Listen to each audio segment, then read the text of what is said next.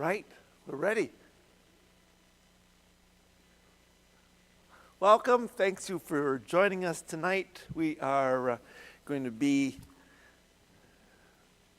delving into some questions that I don't have answers for, but it'll give us a chance to think. We're going to start in Exodus 12, and I promised my people in the video booth that we would get to the Red Sea. So let's get started. Let's have a word of prayer, and then we'll begin. Father God, thank you so much for this evening and our chance to come together. We're thankful for the preservation of your word and all that it means to us. And I know we sometimes get bogged down in things that are not important, but because we're human and knuckleheads, we have these discussions. So bring us some insight, and may your Holy Spirit just join with us as we look at this material, that we might have a better comprehension of your deliverance and your power. In Jesus' name, amen. All right, so this is my dilemma, because last week we looked at the Passover lamb, right?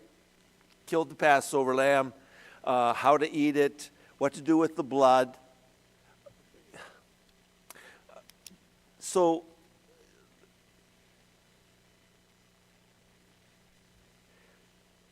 we're going to read this later, but just go down to verse 38. Just go down to verse 38.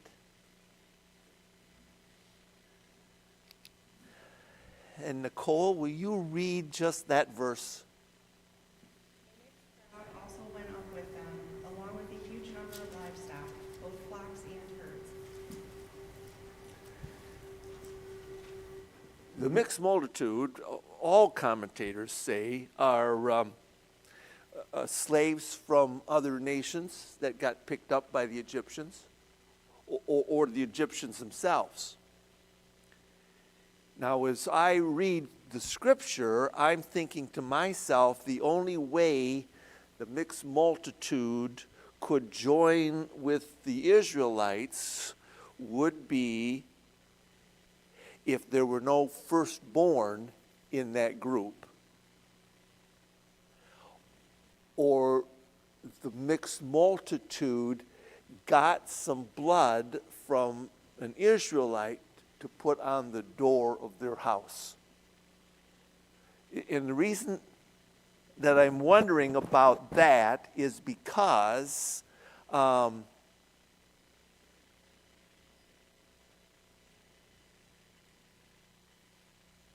Nicole, would you read 42 through 44?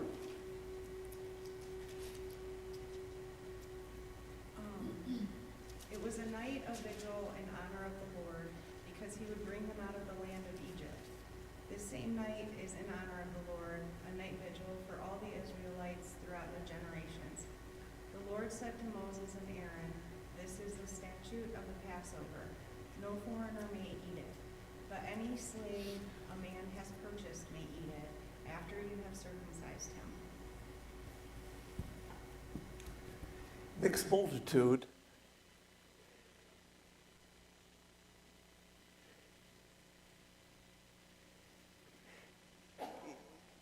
someplace in here, if they're going to, I don't know, in order to get some of the blood, do they have to participate in the Passover meal? And they can't participate in the Passover meal unless the males in that house have been circumcised.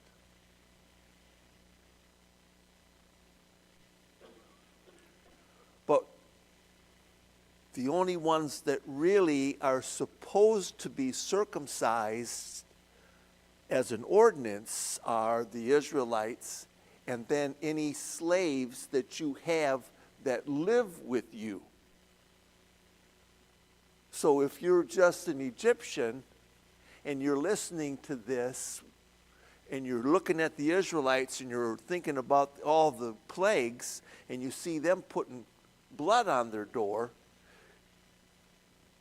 I got a question. Why are you putting blood on your door? Because all the firstborn are going to be killed. So do they get to have blood without being in the Passover, or do they have to be in the Passover? I have no idea. So let's get some smart people to tell me. I'll have to bring Jared from the visual binder. What do you think? Well, in the movie, it was just like you said. Some of the Egyptians saw the Israelites doing this, and they were afraid. So they did it also. And that makes sense to me. Especially if you're not thinking about becoming an Israelite. Mark? Wasn't he demonstrating his power and dominion in hopes of converting some of the Egyptians? So we can make room for them somehow if they were converted? Well, and that's what got me thinking about this, Mark. Mark is saying God wanted Egyptians to come into the fold, so he would have made provision. And that got me thinking, did he make the provision for them to be saved this night and then later teach them about becoming an Israelite, which would involve circumcision? Or did they have to be circumcised in order to get the blood? Was that the payment? Hey, I'd like some blood. Fine. Let's get circumcised and you can. I don't know.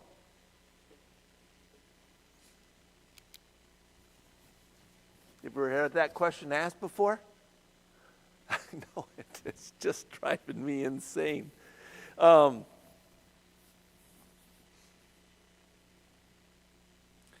Okay. No answer. So let's start. Let's go back to chapter 12. And Tim, would you read verses 14 through 20 for us, please?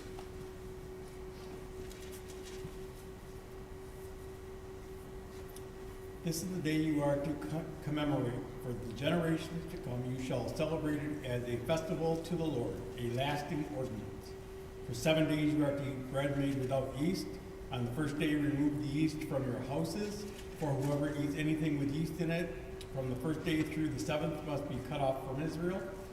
On the first day hold sacred assembly, and another one on the seventh day.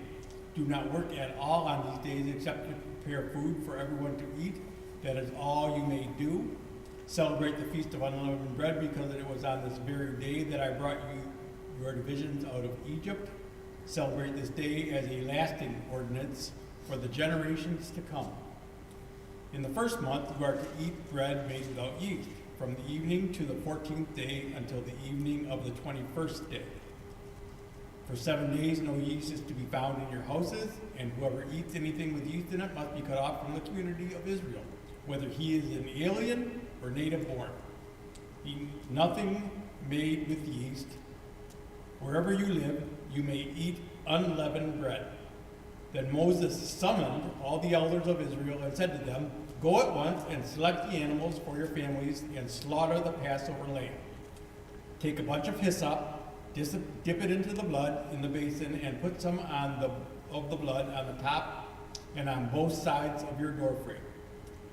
Not one of you shall go out of this house until morning. Okay. When they were out of Egypt and later on, they were supposed to keep this Passover as a perpetual celebration, year after year after year. it was called Passover. It was also called Feast of Unleavened Bread. And the reason why they were supposed to have the bread unleavened was because in the very beginning, on that first Passover, they were leaving town, so they did not have time for yeast to be put in their bread. They're not gonna have time to have it rise and then bake it and do all of that work. It had to be quick. So even after they got established in their own country and they would have had time to bake the bread, God says, no, I want you to remember the quickness with which you had to get out of Egypt. As a reminder, for 7 days, no leaven, no yeast of any kind. Search your house, get rid of anything that's got leaven in it. Throughout the scriptures, God's going to use leaven as another word for sin. And here again, we're talking about the Passover lamb saving us, and we're to get rid of the sin in our lives always. As a side note, and not every group of people go with this, but one of the reasons why for our communion we have grape juice instead of wine is because, given the history of Israel, we know for a fact that at the Last Supper there would have been no yeast, no bacteria in that juice, because that was part of the week of unleavened bread. And they would have had to have been done with leaven for 7 days. So that juice could not have been fermented. That would have been against the law. And it's in the course of eternity, does it matter? I don't know. But when we're trying to do Bible things in Bible ways, those that began this congregation in 1802, they said, you know, it's important for us to follow the New Testament. And so when they're going through that Passover, the Feast of Unleavened Bread, they said, well, no, we're and by 1802, Catholic Church, Church of England, the Methodists, Episcopalians, Presbyterians, all those places had wine. It was just common. But in 1802, when our churches got started on the East Coast, the men that did that said, we're not going to have wine. It wouldn't have been done on the night that Jesus was betrayed. At the Last Supper, there would have been no wine. It would have been grape juice. So that's why we do it, still today. Try to do Bible things Bible ways. We are not making any judgment against any group that has wine. But sometimes people will say, how come your communion juice tastes so funny? It doesn't taste like it does at my home church. Well, that's because ours isn't wine. It's not? No. And that's why we don't. Because on the night that Jesus was betrayed, the Last Supper, there had been no wine in the house. Couldn't be. It's against the law. And the last thing Jesus was going to do before he goes to the cross is break the law. And so that's just a little extra tidbit there. But that's why we don't have leaven, because it was a hurry to get out. Okay? No time for the bread to rise.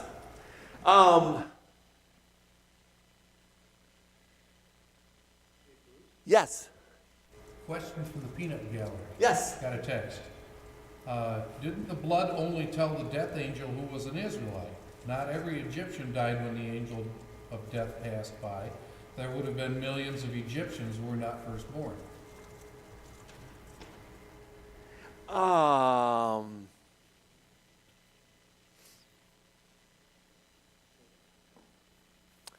Let's go on to chapter 12. And Renee, would you read verses 23 through 27? Okay, we'll find it, it's in the middle. There it is. When the Lord goes through the land to strike down the Egyptians, he will see the blood on the top and the sides of the doorframe, and will pass over that doorway, and he will not permit the destroyer to enter your houses and strike you down. Obey these instructions as a lasting ordinance for you and your descendants. When you enter the land that the Lord will give you, as he promised, observe the ceremony. And when your children ask you, what does the ceremony mean to you? Then tell them, it is the Passover sacrifice to the Lord, who passed over the houses of Israelites in Egypt and spared your homes when he struck down the Egyptians. Then the people bowed down and worshipped. And Chuck, read 28 through 32.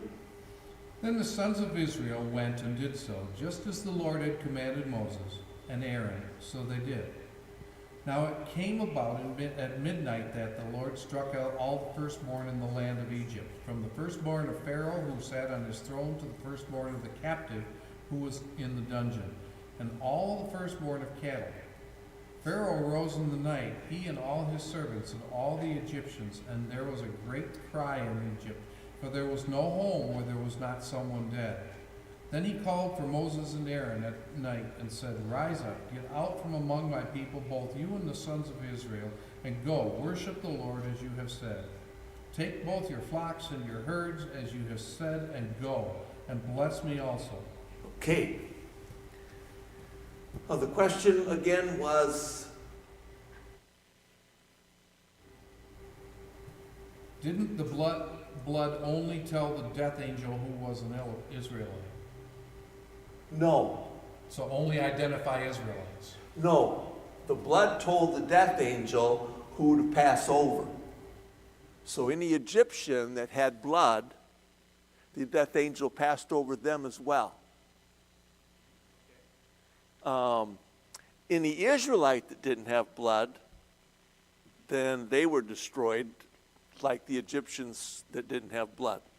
The blood signified to the death angel which house to pass over.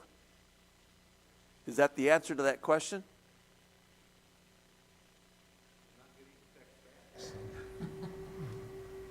Must be. This is Jim. Yeah. Yeah, so it would be, Maybe it takes time to type another one. That makes sense, yeah. so there were some Egyptians that didn't die. Some Egyptians weren't firstborn. Right. They wouldn't have died. But interestingly, there wasn't a home where there was no one dead. Because it was not just your humans, but any animal that was a firstborn, they died too. Parakeet.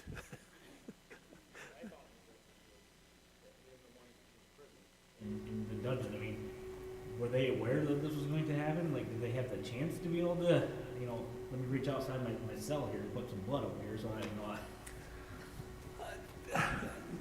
What I read about the dungeon part was that this was more, it could have been prisoners, yes, but it also would refer to a lot of the servants of the Egyptians when they were done with their daily duties, they didn't have a nice little cottage that they went back to. They went down in what was a keep. So they were imprisoned. If you were a slave, you were. Like Potiphar's dungeon? Yeah.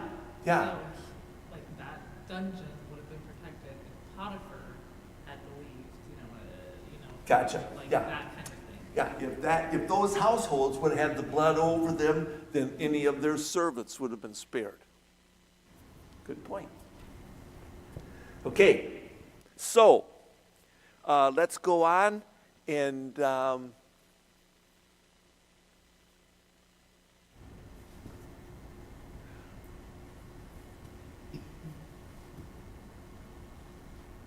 Joe, 33 through 36, please. The Egyptians urged the people to hurry and leave the country, for otherwise they said we will all die. So the people took their dough before the yeast was added and carried it on their shoulders and kneading troughs wrapped in clothing. The Israelites did as Moses instructed and asked the Egyptians for articles of silver and gold for clothing. The Lord had made the Egyptians favorable disposed toward the people, and they gave them what they asked for. So they plundered the Egyptians. And then Becky, 37 through 41. The Israelites journeyed from Ephesus to Zoar. There were about 600,000 men on foot, besides women and children. Many of the people went up with them, as well as large droves of livestock, both stocks and herds, and flocks of herds. With the dough they had brought from Egypt, they baked the cakes of unleavened bread. The dough was without yeast because they had been driven out of Egypt and did not have time to prepare food for themselves. Now the length of time the Israelites lived in Egypt was 430 years. At the end of 430 years, to the very day, all the Lord's divisions left Egypt, because the Lord kept vigil that night to bring them out of Egypt. On this night, all the Israelites were to keep vigil in honor of the Lord for generations to come. Okay. And then we've read the rest of that, which was, again, how you were supposed to eat the meal. If you were going to eat the meal, you had to be an Israelite or circumcised. And so there we go.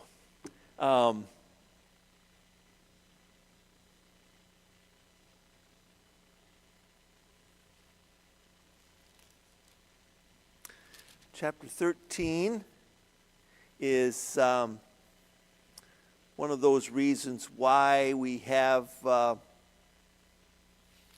redeeming the firstborn. God saved the firstborn. So now that your firstborn have been saved, I want you to remember that by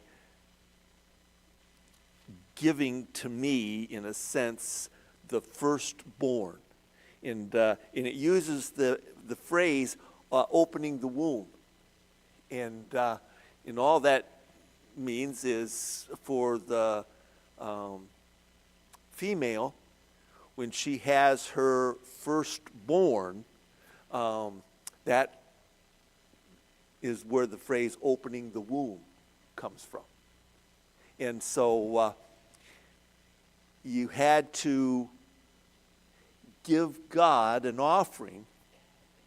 And if you had a donkey and its firstborn, if you couldn't give an offering for that, then you had to kill the donkey, because then the next one would be yours. And for the human beings, this is why you were supposed to give a lamb. Mary and Joseph, they couldn't afford one. And it wasn't a luxury. They were just that poor. So they gave, I don't know, 2 pigeons or 2 turtle doves. And, you know, all through the history of mankind, we've made it a point to earn a living. And there were people who earned a living by capturing pigeons. Capture enough pigeons, take them to the temple, you say to the priest, would you like these? And the priest would say, sure. And he'd have a whole basket full of them. You would come to offer a pigeon, and the priest would say, no, I don't think that's good enough. I think there's something wrong with that pigeon. It's got one eye that's just wandering out here. You know, it's got a spot right on his forehead that doesn't look right. So, but don't worry, I have pigeons over here that are very cheap that you can buy. And so you would buy one of their pigeons, and they would take yours with the crazy eye, and they'd put it in the pen, and then sell it to somebody else that come along. This is what just drove Jesus nuts. He said, when my father and I had designed the temple, gave the plans to Solomon, what we had envisioned was it was going to be a house of prayer. Man, you guys have just made it a den of thieves. You are ripping people off because they have got to make the sacrifices, and you're telling them their sacrifice is no good. So you take it from them, charge them an exorbitant fee for another animal, and then later on you'll take the same animal that you said wasn't any good, and you'll sell that so that they can sacrifice it. Okay, let's go on. Chapter 13.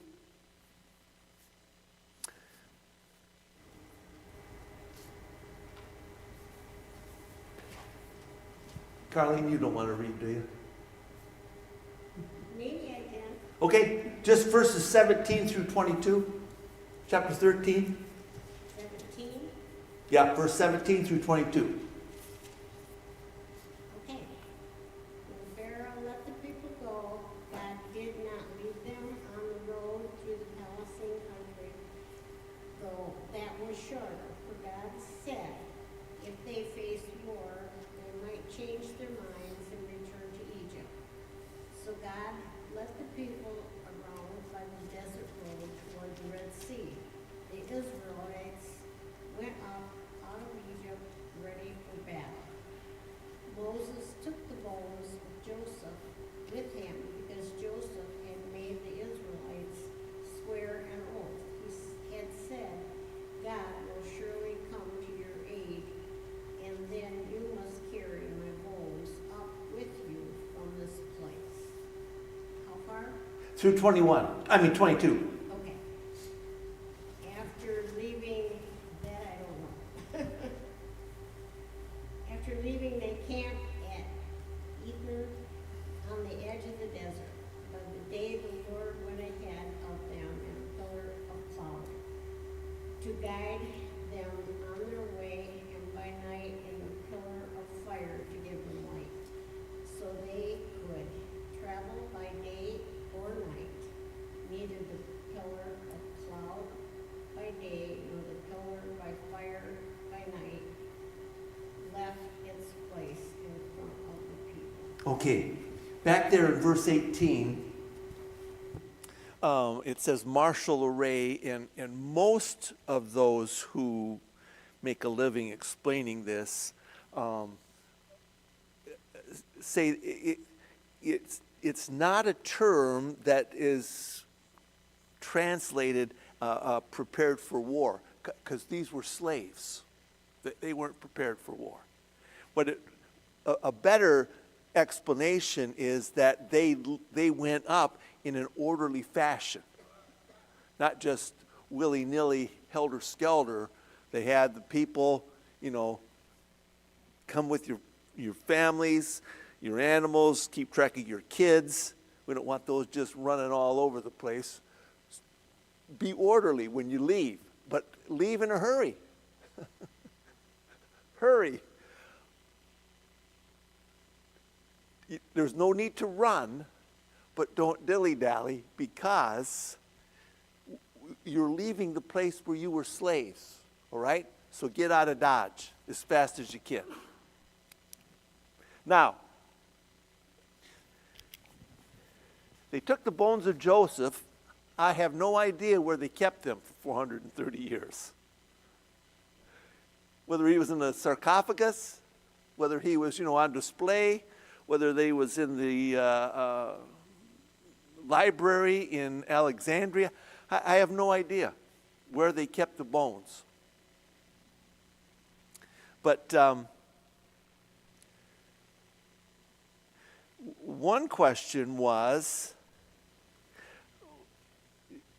this wrong for them to have Joseph on display for 430 years? Isn't that like making an idol out of Joseph? He was on display, does it? It just says that they took his bones with them. Yes. Yeah, you're right. They could have just been in a box stuck in the temple or something. Yeah. Someplace they had it. They knew where they were, but not necessarily on display. Yeah.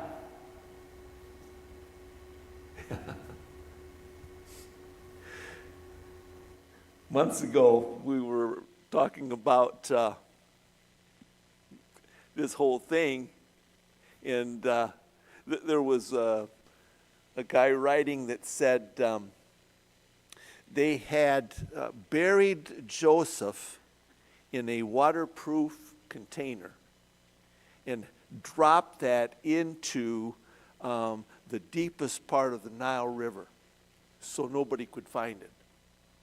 And after 430 years, when they were ready to leave, some people who were in charge went to the water's edge, and the container floated to the top. They just pulled it ashore, said, "This has got to be it."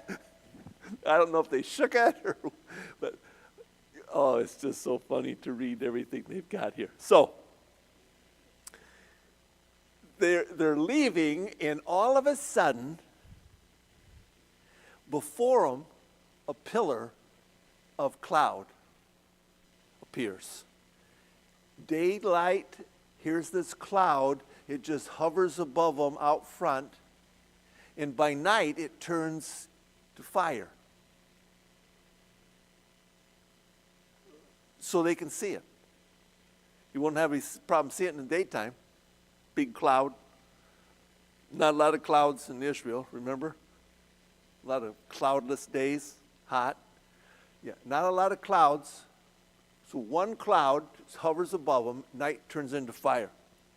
And they're going to show us a picture. Oh, right there it is. Look at that. These guys are so good. You see where it says Goshen? That's where the majority of the Israelites would have been. And when it says that they didn't want to take them by way of the land of the Philistines, that's that golden orangish line that is up there by Renoculura, Tharu, Arish. Who knows what those names are. But that would have been the shortest way to go. And God didn't want them to go that way because the Philistines weren't powerful, but they were ornery. And God wanted his people just to himself, because he had a lot of training to do. These people didn't know anything about him. They weren't religious. They were idolaters. And so he wants to get them away. So the Exodus route, they come out of Goshen, and they're coming down, and you see where it says Succoth? That's one of the places. We don't know for sure where any of these spots are exactly, but they're coming down along one of the fingers there, and they get down to Migdal, and that's where we're going to be here. They're following this cloud. Why do you suppose God's got the cloud by day, the fire by night? What's up with that?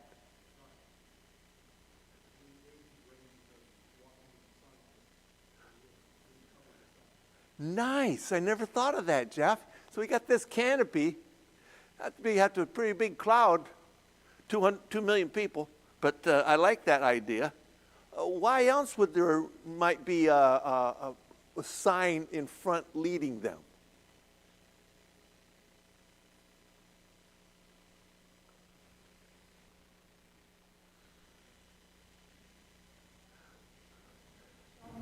So they would know where they're going. I mean, maybe they don't have a lot of confidence in Moses. I mean, he'd been gone for a long time. A little bit of confidence that God's with them. He is taking them a long way around. And then things get real dicey when we get to chapter 14. Don't erase that picture yet.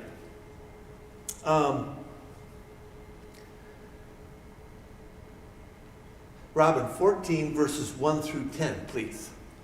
1 through 9, I mean. Now the Lord spoke to Moses, saying, Tell the sons of Israel to turn back and camp before Pi-Hahiroth, between Migdal and the sea. You shall camp in front of Baal-Zephon, opposite by the sea. For Pharaoh will say of the sons of Israel, They are wandering aimlessly in the land. The wilderness has shut them in. Thus I will harden Pharaoh's heart and he will chase after them, and I will be honored through Pharaoh and all his army, and the Egyptians will know that I am the Lord. And they did so. When the king of Egypt was told that the people had fled, Pharaoh and his servants had a change of heart towards the people, and they said, What is this that we have done, that we have let Israel go from serving us? So he made his chariot ready and took his people with him. And he took 600 select chariots and all the other chariots of Egypt with officers over all of them. The Lord hardened the heart of Pharaoh, king of Egypt, and he chased after the sons of Israel as the sons of Israel were going out boldly. Then the Egyptians chased after them with all the horses and chariots of Pharaoh, his horsemen and his army, and they overtook them camping by the sea beside Pi-Hahiroth in front of Baal-Zephon. Okay. Oh, could you put that back up, please? Nice words. Thank you. No, when they first left, they knew they were going on a trip. So just because they had the great big meal, the Passover, they would have had other food stocked, okay? Because I don't know how many miles this is from Goshen to Migdal, which is right down there. You see where Pi-Hahiroth is right at the bottom. I don't know how many miles that is, but we're talking about days. And you've got kids, and you know how tough it is to walk with kids? Because their legs are only this long. And pretty soon, they're going to be tugging on you with their arms up. That's a universal sign. I don't want to walk anymore. That's what they're saying, even when they can't talk. They got their arms up. So you pick the children up, and that slows you down because they're heavy. And they get heavier the farther you walk. So it's a slow process, and they're going through this. They get to Sukkot, and they're thinking, boy, I wonder how far we've come. I mean, we've been doing this for 5 years, haven't we? They say, no, it's only been a couple of days. And then they get down to the bottom there, and God changes direction. See, they were Migdal, and then as they're on their way up to Ethan,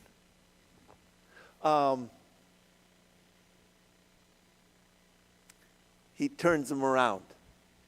And he says, I want you to go back to Pi-hahiroth.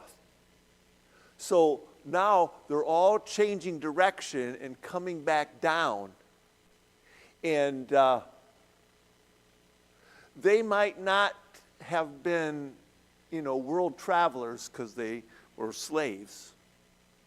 But they're thinking to themselves, I think we're going back the way we came.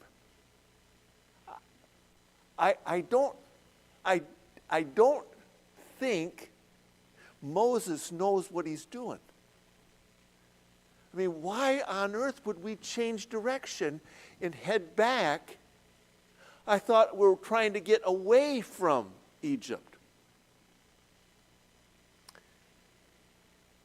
God has a plan that sometimes we don't see. And he tells Moses, and I don't know that he gets a chance to explain this, but what's God's plan? Why does he have Israel do this? To get to Pharaoh. To get to Pharaoh. To get to Pharaoh. Because he knows Pharaoh. And he's thinking, God is thinking, if I turn them around, what's Pharaoh going to think? They're messed up. Sunstroke. They have no idea what they're doing or where they're going. They're just wandering around. And I made a major mistake when I let them go. I mean, imagine all of your dishwashers, all of your washing machines, all of your vacuum sweepers, every appliance the modern Egyptian ever had is gone. And the people are really upset because now they're having to do manual labor. This is crazy. I mean, it's bad enough that Big Gretsch has decided that by 2025, 2030, what is it, that the only vehicles that Michigan is going to be able to use are electric. She's made an executive order. You can't have any more gasoline engines in state cars, state trucks, state bulldozers, whatever. So supposing she said, I'm going to make an executive order, and you Michiganders, you can't have gas lawnmowers.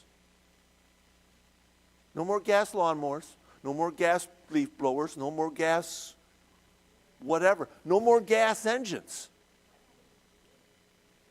Arrested, thrown in jail. Jails are overcrowded right now. And we're thinking to ourselves, man, if we don't have these appliances, we're going to have to get out with a pair of scissors and just start cutting our lawns. That's going to just be terrible. Well, that's what they're doing to Pharaoh. They're saying, we're tired of having to do our own laundry. Get these guys back here. And so Pharaoh says, I'm going after them. I'm going to bring these people home.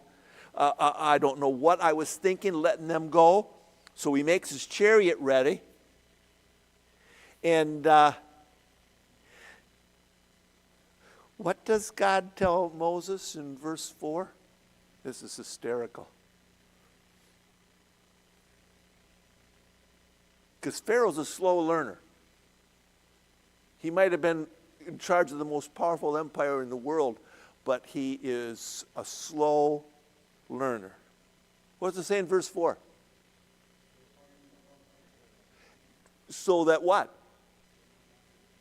And then what? So God will get the glory. Let me see. I've already had 10 bouts with this God of the slaves, and there isn't anything left in my country. No green vegetables, no green trees, there's no cattle, there's nothing. But boy, I'm going after him again. This time I think I can take him. God says, huh? Get angry enough and you stop doing it. He's got something, and God knows how he thinks, and God says, this is going to be awesome. He's going to come, and he's going to attack, and this is exactly what I want him to do. So, get you guys set here, and I don't know if you can tell by the picture, but where Mount Musa is, that's a mountainous range. So he's got the Israelites down here. They've got water on one side. They've got a mountain range on the other. They've got water in front of them, and they got the Egyptians behind them. They are pinched in. There's no way out. They can't scale, they can't swim, and they can't fight. God says, right where I want you. That's exactly where I want you.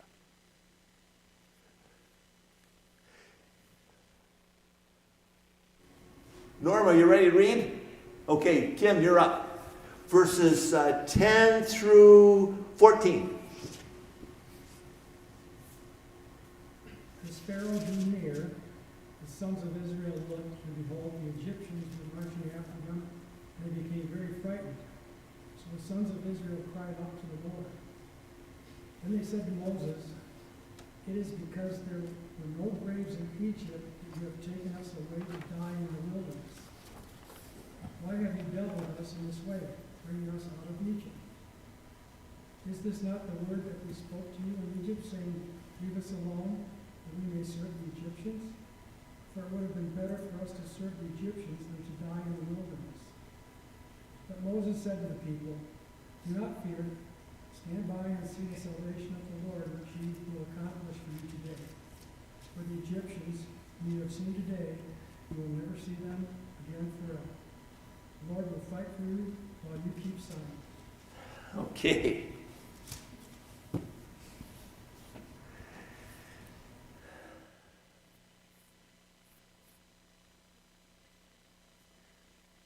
"400 years, I don't know how many years, at least 400. Israelites didn't talk to God. They didn't pray to God, they didn't worship God, because they had all these idols in Egypt that they thought were the major players. It wasn't until God put in power this Pharaoh that was so mean that they started crying out to God. I mean, things got bad.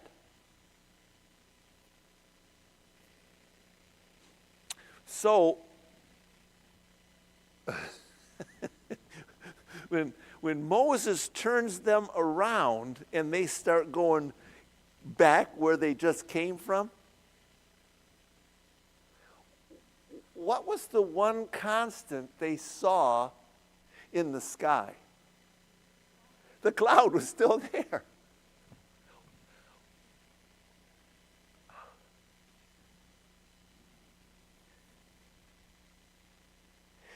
What should that have told them? That God is still here, folks. And they freaked out. They said, we can see the dust from the chariots. We're going to be toast. It would have been better for us to have gone back into slavery. I mean, yeah, we got beat to a pulp. Sometimes we didn't have anything to eat, but sure better than dying. And who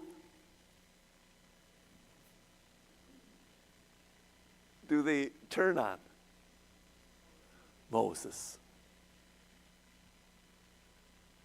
Someone said, anger is like a magnet.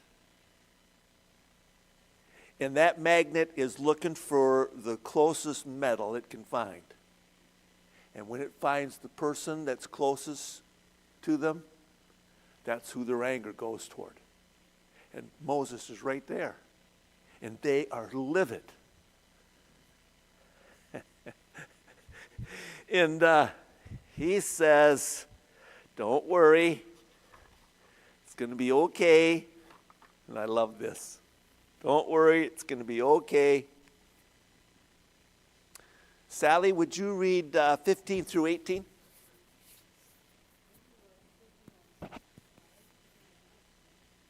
Tell the Israelites to move on.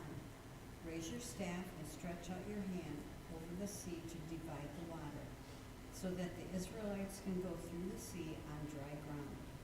I will harden the hearts of the Egyptians, so that they will go in after them, and I will gain glory through Pharaoh and all his army, through his chariots and his horsemen. The Egyptians will know that I am the Lord when I gain glory through Pharaoh, his chariots, and his horsemen.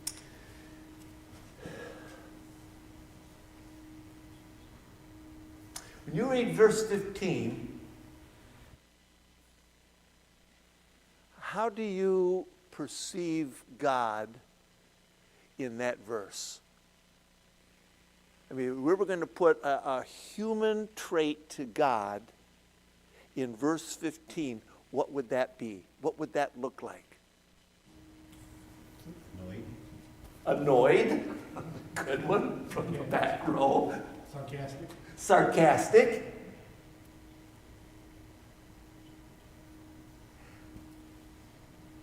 I would say the Lord is offended by the unbelief or the way that the Israelites are feeling about him, since he's leading them through the day with a cloud and through the night by a fire still. Yes, yes. The sarcasm, it's got to be dripping. The annoyance, the frustration with the people, that makes a lot of sense. But what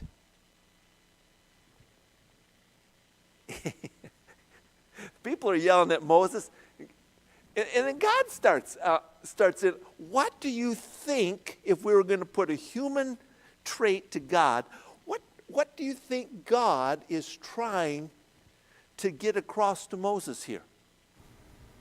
Get your people in line. Be a leader. Hey, leader, get your people in line. I like that. The comments that I have come across, one of the Jewish rabbis that I'm reading says, it's almost as if God was disappointed that Moses couldn't figure this out himself. Moses, I appointed you to be the leader. You have led sheep through all kinds of terrain. The people you got behind you are not smarter than any sheep, okay? You got that going for you. And I put you in exactly in this place so that you would come up with the answer.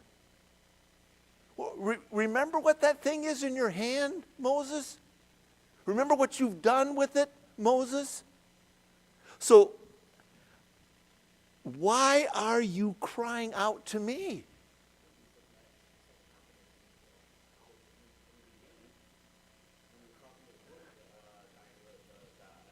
This? Yeah, he's been put in a lot of places where his lack of confidence is showing. And this is another one. But, I mean, we get that. So what he says is,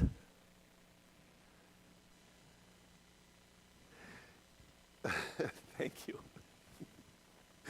Tell those people to move forward. You're kidding us, right? move forward. There's water there, Moses. There's water. Yeah, and you see this? Take your staff, hold it out, and there's not going to be any water.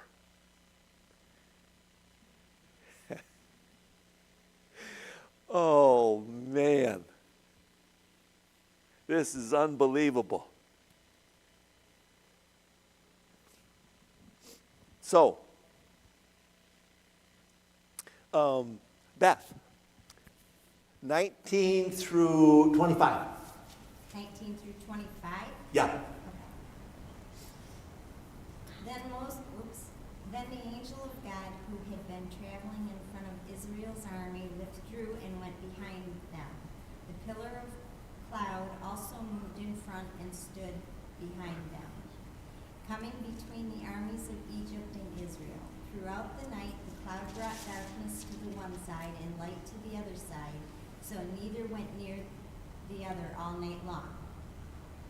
Then Moses stretched out his hand over the sea, and all that night the Lord drove the sea back with a strong east wind and turned it into dry land. The waters were divided, and the Israelites went through the sea on dry ground, with a wall of water on their right and on their left. The Egyptians pursued them, and all of Pharaoh's horses and chariots and horsemen followed them into the sea. During the last watch of the night, the Lord looked down from the pillar of fire and cloud at the Egyptian army and threw it into confusion. He made the wheels of the chariots come off, so they had difficulty driving. And the Egyptians said, "Let's get away from the Israelites. The Lord is fighting for them against Egypt." I'm going to run out of time, but let me just start.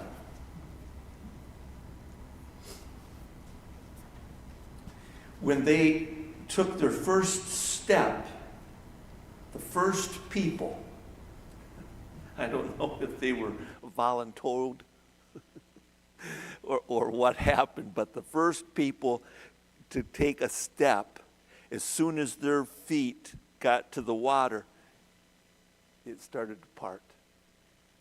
And it went up with a wall on either side. So much so that 2 million people, plus all of their animals, all of their carts, all of their wagons, all of their stuff, is walking through. As the water opens, instantly the ground is dry. So important for pulling the wagons and with the wheels. You see why it's so important? Instantly, that ground is dry. Now, the people who write these things says, that's impossible, Bruce. It would have taken hours, if not days, once the water parted, for the ground to be dry enough that they could have gone through that without being stuck. And I'm thinking to myself, have you ever read about God? I mean, if he can say, "Let there be light," and there is light, I'm pretty sure he can say, "Let there be dryness," and there's dryness in an instant. And so they're walking, and all of a sudden the angel of the Lord, which is Jesus, and the cloud come around behind them. And here we've got that darkness and light thing again. I love this. It is dark on the Egyptians. They can't see anything. And on the other side is light, so they know exactly where they're going. Darkness right next to light. Okay, that's it.